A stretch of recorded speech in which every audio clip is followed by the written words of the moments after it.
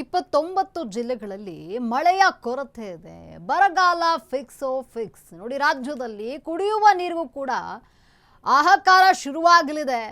29 ಜಿಲ್ಲೆಗಳಲ್ಲಿ ಮಳೆಯ ಕೊರತೆ, ಬರಗಾಲ ಬರುವಂತಹ ಸ್ಥಿತಿ ಈಗ ನಿರ್ಮಾಣವಾಗಿದೆ. ರಾಜ್ಯದಲ್ಲಿ ಈ ಬಾರಿ ಮುಂಗಾರು ಮಳೆ ವಾಡಿಕೆಗಿಂತ ಕಡಿಮೆ ಬಂದಿರೋದ್ರಿಂದ 29 ಜಿಲ್ಲೆಗಳಲ್ಲಿ ಮಳೆಯ ಕೊರತೆ ಇದೆ. ರಾಜ್ಯದಲ್ಲಿ ಕುಡಿಯುವ ನೀರಿಗೂ ಕೂಡ ಹಾಹಾಕಾರ ಶುರುವಾಗಂತಹ ಪರಿಸ್ಥಿತಿ ಇದೆ. ಈಗ ಹೀಗೆ ಆದ್ರೆ ಮುಂದೆ ಕುಡಿಯೋಕ್ಕೂ ಕೂಡ ನೀರು ಸಿಗೋದಿಲ್ಲ, ಪರಿಸ್ಥಿತಿ ನಿರ್ಮಾಣ ಆಗುತ್ತೆ. ಹೊಟ್ಟೆ ಪಾಡಿಗಾಗಿ ಊರು ಬಿಟ್ಟು ವಲಸೆ ಹೋಗುವಂತಹ ಸ್ಥಿತಿ ಬರುತ್ತಾ? ರಾಜ್ಯಕ್ಕೆ ಬರುತ್ತಾ ಕಂಡು ಕೇಳರಿಯದಂತಹ ಬರಗಾಲ? ನೋಡಿ, ಬಾಗಲಕೋಟೆ, ಬೆಳಗಾವಿಯನ್ನ ಹೊರತುಪಡಿಸಿ ಎಲ್ಲಾ ಕಡೆ ಮಳೆ ಕೊರತೆ ಇದೆ. ಬೆಂಗಳೂರು ಸೇರಿ 6 ಜಿಲ್ಲೆಗಳಿಗೆ 50% ಮಳೆಯ ಕೊರತೆ ಇದೆ. ರಾಜ್ಯದಲ್ಲಿ ಒಟ್ಟಾರೆ 28% ಮಳೆಯ ಕೊರತೆ ನಿರ್ಮಾಣ ಆಗಿರುವಂಥದ್ದು. ಜೂನ್ 1ರಿಂದ ಜುಲೈ 23ರವರೆಗೆ 388.3 ಮಿಲಿಮೀಟರ್ ಮಳೆಯಾಗಿರುವಂಥದ್ದು. 29 ಜಿಲ್ಲೆಗಳಲ್ಲಿ ಮಳೆಯ ಕೊರತೆ, ಬರಗಾಲ ಬರುವಂತಹ ಸಾಧ್ಯತೆ. ನೋಡಿ, ಈ ಬಾರಿ ಈಗಾಗಲೇ ಜೂನ್ ಜುಲೈಲೆಲ್ಲ ಒಳ್ಳೆ ಮಳೆ ಆಗಬೇಕಿತ್ತು, ಆದರೆ ಈ ಬಾರಿ ಮುಂಗಾರು ಮಳೆ ಕೊರತೆ ಉಂಟಾಗಿದೆ. ಸರಿಯಾದ ಪ್ರಮಾಣದಲ್ಲಿ ಈ ಬಾರಿ ರಾಜ್ಯಕ್ಕೆ ಮಳೆ ಆಗಿಲ್ಲ. ಹಾಗಾಗಿಯೇ 29 ಜಿಲ್ಲೆಗಳಲ್ಲಿ ಮಳೆಯ ಕೊರತೆ ಉಂಟಾಗಿದೆ. ಬರಗಾಲ ಬರುತ್ತಾ? ಕುಡಿಯುವಂತಹ ನೀರಿಗೂ ಹಾಹಾಕಾರ ಶುರುವಾಗುತ್ತಾ? ಹೀಗೆ ಆದರೆ ಮುಂದೆ ಕುಡಿಯುವ ನೀರು ಕೂಡ ಸಿಗೋದಿಲ್ಲ. ಹೊಟ್ಟೆಪಾಡಿಗಾಗಿ ಊರು ಬಿಡಬೇಕಾದಂತಹ ಪರಿಸ್ಥಿತಿ ಬರುತ್ತಾ? ವಲಸೆಗೆ ಹೋಗಬೇಕಾಗುತ್ತಾ ಅನ್ನುವಂತಹ ಒಂದಷ್ಟು ಪ್ರಶ್ನೆ. ಯಾಕಂದರೆ ನೋಡಿ, ಈಗ ಜೂನ್ ಜುಲೈಲೆಲ್ಲ ಒಳ್ಳೆ ಮಳೆ ಆಗಬೇಕಿತ್ತು, ಆದರೆ ಸರಿಯಾದ ಪ್ರಮಾಣದಲ್ಲಿ ರಾಜ್ಯದಲ್ಲಿ ಮುಂಗಾರು ಮಳೆ ಆಗಿಲ್ಲ. ಮಳೆ ಕೊರತೆ ಉಂಟಾಗಿದೆ. ಹೀಗೆ ಮಳೆ ಬರದೇ ಹೋದರೆ ಮುಂದೆ ಕುಡಿಯುವ ನೀರು ಕೂಡ ಸಿಗೋದಿಲ್ಲ. ಜನ ಹೊಟ್ಟೆಪಾಡಿಗಾಗಿ ಊರು ಬಿಡಬೇಕಾದಂತಹ ಪರಿಸ್ಥಿತಿ ಬರುತ್ತೆ.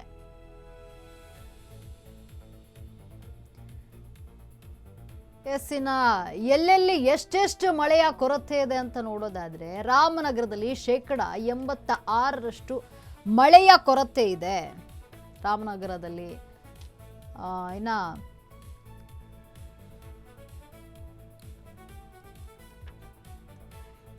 ಹಾಸನದಲ್ಲಿ 58% ಮಳೆಯ ಕೊರತೆ ಇದೆ. ಜೊತೆಗೆ ವಿಜಯಪುರದಲ್ಲಿ 58% ಮಳೆಯ ಕೊರತೆ ಇದೆ. ಮೈಸೂರಿನಲ್ಲಿ 52% ಮಳೆಯ ಕೊರತೆ ಇದೆ. ಬೆಂಗಳೂರಿನಲ್ಲಿ 50% ಮಳೆಯ ಕೊರತೆ ಇದೆ.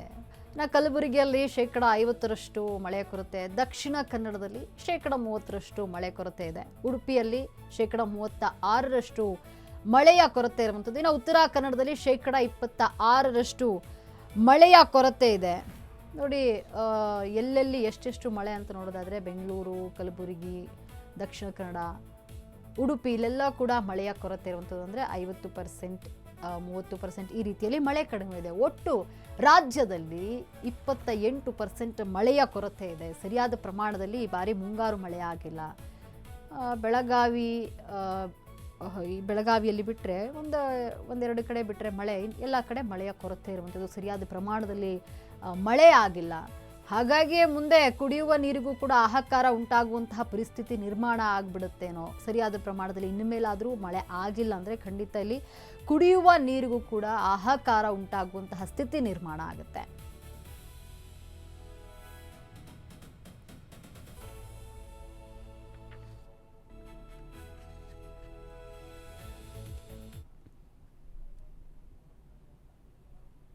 ಇನ್ನು ಕಳಪೆ ಕಾಮಗಾರಿ, ಒಂದೇ ವರ್ಷದಲ್ಲಿ ರಸ್ತೆ ಹಾಳಾಗಿದೆ. ಮಳೆ ಬಂದರೆ ರಸ್ತೆ ಮೇಲೆ ನಕ್ಷೆಗಳು ಮೂಡುತ್ತೆ, ಆ ಮಟ್ಟಿಗಿದೆ ಆ ರಸ್ತೆ. ನೋಡಿ, ಕಳಪೆ ಕಾಮಗಾರಿ ಮಾಡಿರುವಂಥದ್ದು ರಸ್ತೆ ಕಾಮಗಾರಿ. ಕಳಪೆ ಕಾಮಗಾರಿಯಿಂದ ಒಂದೇ ವರ್ಷದಲ್ಲಿ ರಸ್ತೆ ಹಾಳಾಗಿದೆ. ರಸ್ತೆಯನ್ನು ಮಾಡಿ ತುಂಬ ವರ್ಷ ಆಗಿಲ್ಲ, ಒಂದೇ ವರ್ಷ. ಮಳೆ ಬಂದರೆ ಸಾಕು, ರಸ್ತೆಯ ಮೇಲೆ ನಕ್ಷೆಗಳು ಮೂಡುತ್ತೆ, ಆ ಮಟ್ಟಿಗಿದೆ ಆ ರಸ್ತೆ. ಮಳೆಗಾಲದಲ್ಲಿ ರಸ್ತೆ ಗುಂಡಿಗಳೇನಾಗುತ್ತೆ, ಕೆರೆಗಳಂತ ಆಗಿಬಿಡುತ್ತೆ. ರಸ್ತೆ ಯಾವುದು, ಗುಂಡಿ ಯಾವುದು ಅಂತ ತಿಳಿಯೋದಿಲ್ಲ. ಇಲ್ಲಿ ರಸ್ತೆ ಮೇಲೆ ಗುಂಡಿ ಇದೆಯೋ, ಗುಂಡಿ ಮೇಲೆ ರಸ್ತೆ ಇದೆಯೋ ಅನ್ನುವ ಪ್ರಶ್ನೆ ಮೂಡುತ್ತೆ. ಹಾವೇರಿ ಜಿಲ್ಲೆಯ ಹೋತನಹಳ್ಳಿ ಲಕ್ಕಿಕೊಪ್ಪ ರಸ್ತೆಯ ದುಸ್ಥಿತಿ ಇದು. ಗುತ್ತಿಗೆದಾರರ ಎಡವಟ್ಟಿನಿಂದ ವಾಹನ ಸವಾರರು ಪರದಾಡುವಂತಹ ಸ್ಥಿತಿ ಈಗ ನಿರ್ಮಾಣ ಆಗಿದೆ. ಹೆದ್ದಾರಿ ತಲುಪುವಂತಹ ಡಾಂಬರ್ ರಸ್ತೆ ಧೂಳು. ಅದು ಡಾಂಬರ್ ರಸ್ತೆ ಅಂತಾನೆ ಅನ್ಸಲ್ಲ. ಕಳಪೆ ಮಟ್ಟದ ಕಚ್ಚಾ ವಸ್ತುಗಳ ಬಳಕೆ ಮಾಡಿ ಬಿಲ್ ಪಾಸ್ ಮಾಡಲಾಗಿದೆ. ಇಲ್ಲಿ ರಸ್ತೆ ಯಾವುದು ಗುಂಡಿ ಯಾವುದು ಅಂತಾನೆ ಗೊತ್ತಾಗಲ್ಲ. ರಸ್ತೆಯ ಎಡ ಬಲಬದಿಯ ಬಳಿ ಬೆಳೆದಿರುವಂತಹ ಲೈನು ಅದು ಕೂಡ ಹಾಗೆ ಇರುವಂಥದ್ದು. ಆದರೆ ಡಾಂಬರ್ ಮಾತ್ರ ಸಂಪೂರ್ಣವಾಗಿ ಕಿತ್ತು ಹೋಗ್ಬಿಟ್ಟಿದೆ. ಇಲ್ಲಿ ಸಂಬಂಧಪಟ್ಟ ಅಧಿಕಾರಿಗಳ ವಿರುದ್ಧ ಕ್ರಮಕ್ಕೆ ಆಗ್ರಹಿಸಿದ್ದಾರೆ ಸಾರ್ವಜನಿಕರು. ಕಳಪೆ ಕಾಮಗಾರಿ ಒಂದೇ ವರ್ಷದಲ್ಲಿ ರಸ್ತೆ ಡಾಂಬರೀಕರಣ ಕಿತ್ತುಕೊಂಡು ಬಂದಿದೆ. ಇಲ್ಲಿ ಮಳೆಗಾಲದಲ್ಲಿ ರಸ್ತೆ ಗುಂಡಿಗಳೇ ಕೆರೆಗಳಂತೆ ಕಾಣಿಸುತ್ತೆ. ರಸ್ತೆ ಯಾವುದು ಗುಂಡಿ ಯಾವುದು ಅಂತ ಅನುಮಾನ. ಅಂದ್ರೆ ಇಲ್ಲಿ ರಸ್ತೆ ಮೇಲೆ ಗುಂಡಿ ಇದೆಯಾ, ಗುಂಡಿ ಮೇಲೆ ರಸ್ತೆ ಇದೆಯಾ ಅಂತ ನೀವು ನೋಡ್ತಾ ಇರಬಹುದು ದೃಶ್ಯಾವಳಿಯಲ್ಲಿ.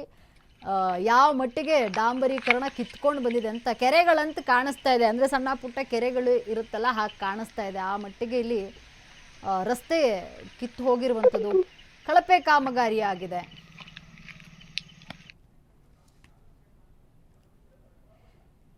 ಎಸ್ಸಿನ ಈ ರಸ್ತೆ ಕಾಮಗಾರಿಯ ದುಸ್ಥಿತಿಯ ಬಗ್ಗೆ ನಮ್ಮ ಪ್ರತಿನಿಧಿ ವೀರೇಶ್ ಪ್ರತ್ಯಕ್ಷ ವರದಿಯನ್ನ ಮಾಡಿದ್ದಾರೆ. ಬನ್ನಿ ನೋಡೋಣ.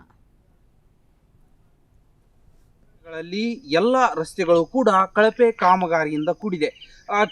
ಕೆಲವು ಅಂದ್ರೆ ಡಾಂಬರೀಕರಣ ಮಾಡಿ ಒಂದೇ ವರ್ಷದಲ್ಲಿ ರಸ್ತೆಗಳು ಸಂಪೂರ್ಣವಾಗಿ ಕಿತ್ತು ಹೋಗುತ್ತಿವೆ. ಅಂದ್ರೆ ಸಂಬಂಧಪಟ್ಟ ಗುತ್ತಿಗೆದಾರರು ಎಷ್ಟು ಕಳಪೆ ಮಟ್ಟದ ರಸ್ತೆಗಳನ್ನ ಮಾಡುತ್ತಿದ್ದಾರೆ ಎಂದು ತಿಳಿದು ಬರ್ತದೆ. ಯಾಕಂತಂದ್ರೆ ಕಳೆದ ನಾವು ವರ್ಷಗಳಲ್ಲಿ ನೋಡಿದರೆ ಸುಮಾರು 10 ರಿಂದ 15 ವರ್ಷ ಬಾಳಿಕೆ ಬರ್ತಿದ್ವು. ಆದರೆ ಒಂದೇ ವರ್ಷದಲ್ಲಿ ಇತ್ತೀಚಿನ ರಸ್ತೆಗಳು ಕಿತ್ತು ಹೋಗ್ತದೆ. ಅಷ್ಟೊಂದು ಕಳಪೆ ಕಾಮಗಾರಿ ಆಗ್ತದೆ. ನೀವು ಈ ದೃಶ್ಯದಲ್ಲಿ ನೋಡ್ತಾ ಇರ್ಬೋದು ಏನಂದ್ರೆ ಎಷ್ಟೊಂದು ಕಳಪೆಯಾಗಿದೆ ರಸ್ತೆಗಳು. ಯಾಕಂತಂದ್ರೆ ಅಡಿಗಿಂತ ಹೆಚ್ಚು ಆಳಕ್ಕೂ ತೆಗ್ಗು ಗುಂಡಿಗಳು ಬಿದ್ದಿವೆ. ಅಷ್ಟೊಂದು ಕಳಪೆಯಾಗಿದೆ. ಯಾಕಂತಂದ್ರೆ ಸ್ವಲ್ಪ ಆದರೆ ವಾಹನ ಸವಾರರು ಹೇಗಾದರೂ ಸುಧಾರಿಸ್ಕೊಂಡು ಹೋಗ್ಬೋದು. ಆದರೆ ಇಡೀ ರಸ್ತೆಯು ಕೂಡ ಸಂಪೂರ್ಣವಾಗಿ ಕಿತ್ತು ಹೋಗ್ತಿದೆ. ಯಾಕಂತಂದರೆ ಈ ರಸ್ತೆ ನೀವು ನೋಡ್ತಾ ಇದ್ರಲ್ಲ, ಈ ರಸ್ತೆ ಏನು ಸುಮಾರು ಒಂದು 10 ವರ್ಷದಿಂದ 15 ವರ್ಷದಿಂದ ಆದಂಥ ರಸ್ತೆ ಅಲ್ಲ.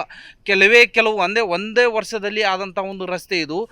ಒಂದೇ ವರ್ಷದಲ್ಲಿ ಎಷ್ಟೊಂದು ಡಾಂಬರೀಕರಣ ಈ ರಸ್ತೆಯಲ್ಲಿ ಕಿತ್ತು ಹೋಗಿದೆ ಅಂತಂದರೆ ಸಂಪೂರ್ಣವಾಗಿ ಕಿತ್ತು ಹೋಗಿದೆ. ಅಡಿಗಿಂತ ಹೆಚ್ಚು ಆಳಕ್ಕೂ ತೆಗ್ಗು ಬಿದ್ದಿದೆ. ಅದರಲ್ಲಿ ಮಳೆ ಬಂದರೆ ಸಾಕು ತೆಗ್ಗು ಯಾವುದು ರಸ್ತೆ ಯಾವುದೇ ಅನ್ನುವುದೇ ಗೊತ್ತಾಗಲ್ಲ, ಅಷ್ಟೊಂದು ಹದಗೆಟ್ಟಿದೆ. ಸಂಬಂಧಪಟ್ಟ ಅಧಿಕಾರಿಗಳು ಇದರ ಬಗ್ಗೆ ಯಾವುದೇ ರೀತಿಯಾದ ಕ್ರಮವನ್ನು ಕೂಡ ತೆಗೆಯುತ್ತಿಲ್ಲ. ಗುತ್ತಿಗೆದಾರರು ಪ್ರತಿ ವರ್ಷ ಗುತ್ತಿಗೆಯನ್ನು ಮಾಡ್ತಾರೆ ಮತ್ತೆ ಬಿಲ್ ಪಾಸ್ ಮಾಡ್ತಾರೆ.